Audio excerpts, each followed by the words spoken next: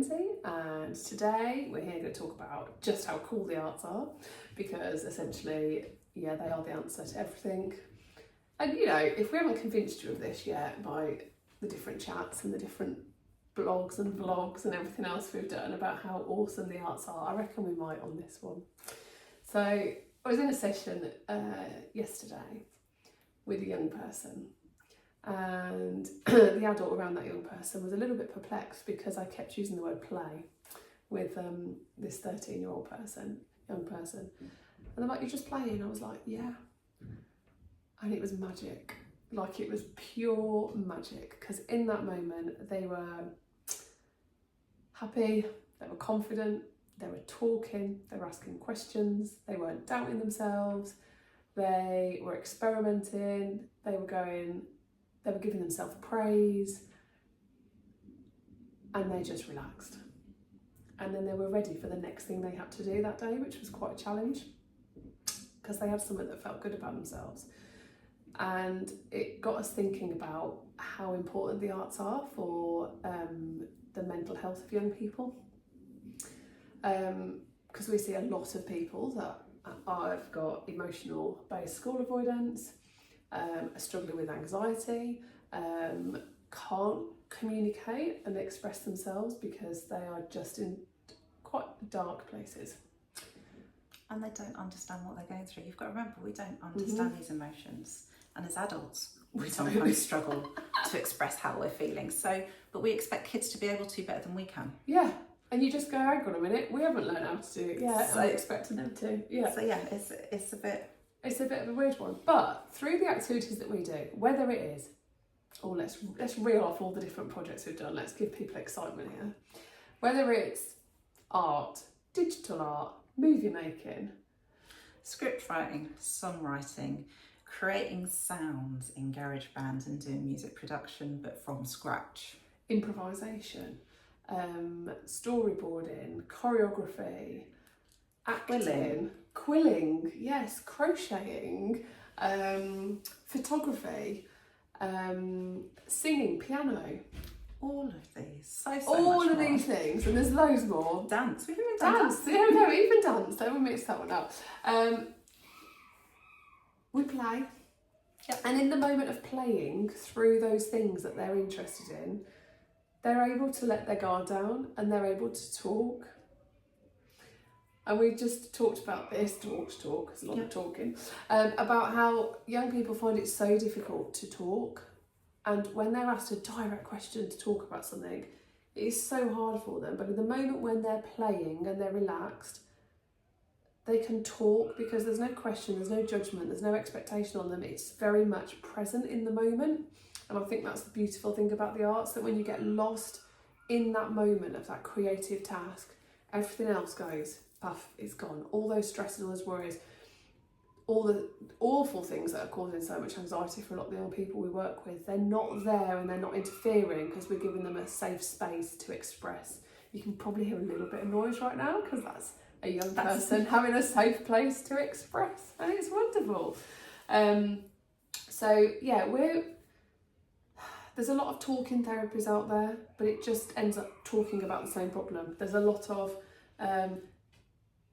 groups where the youngsters are meant to get together if they've got that problem, but then they've all got the same problem and then know they're there because they've got the same problem. They haven't got something else to take their mind off things for a minute, and it's okay to have something to escape a little bit. And there's some of these places that you can escape there, which is great. But it's really cool just seeing how kids can also, and young people, expand their thought processes, expand their communication abilities whilst they're working with us here. Particularly on one-to-ones, I think. Oh yeah, massively. Someone who has got emotional based school avoidance, can't communicate, or very fixed and focused on thought processes and can't answer open-ended questions. By being able to just explore and expand and start off questionings or talking about things whilst doing a project that they're excited about, and slowly expanding it and taking them bits. The kids don't realise what they're doing, which then opens up a whole realm of things where they might suddenly start being polite at home because they've never been able to do that at home. Simple little things like pleases and thank yous. They're playing better with their siblings. We've had parents that go, thank you, we've seen a difference at home. They're not in the room anymore, they're sat down with us talking, or they're sharing what they've created with us on their iPads. They're not just doing it themselves, they're showing us what they've made. Because we've gone through that process with them and we've let them develop that themselves. So once they can do it here, they go, oh, I can do this. Mm-hmm. So they then go out elsewhere and do it. And it's great because we hear about it each week when they come back and we're like, I've done this with them this week and I've done this with so-and-so this week. And you go, okay, you wouldn't have done that. You wouldn't have done that a few months ago. And it's that thing where everyone goes, the arts are great for kids. It's like they say the sports are great. Well, they all are in their own element. We're not trying to make anybody an artist necessarily. We can if that's a different avenue of the business. We're not saying that everybody should play a musical instrument to a point where they're going to perform, or learn a dance to go on a stage, or create a script to act it out. We're just saying engaging in creative activities is good for mental health. Full stop. Because you're playing. And because it's good for that, and because of what else is good for things like communication, for interpersonal skills, for all of those things, that all has a knock-on effect. They are all interlinked. Yeah. So we're really passionate that the arts are they're good, particularly for young people. For young adults, even up to, well, any age really, but particularly for young adults where there's not a lot for them to do. It's difficult sometimes, isn't there, for them to access things. Some of these things they can do at home on their own, or they can come to groups and do it. But the power in just playing, and the power of play. We talk about children playing at a young age and how important it is. They learn so much through playing. Well, why do they have to stop?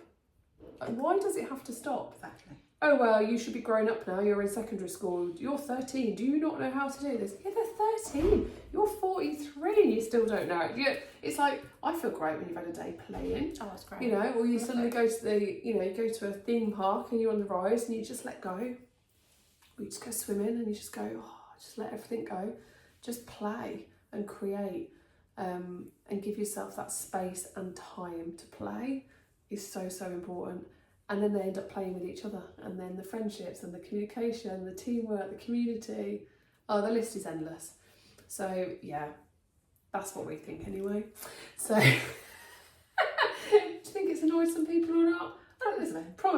Probably not everyone will agree. But that's why we do what we do, and that's why we're passionate about it, and we see the difference every single day it makes, playing and engaging in something creative. So yeah, till next time.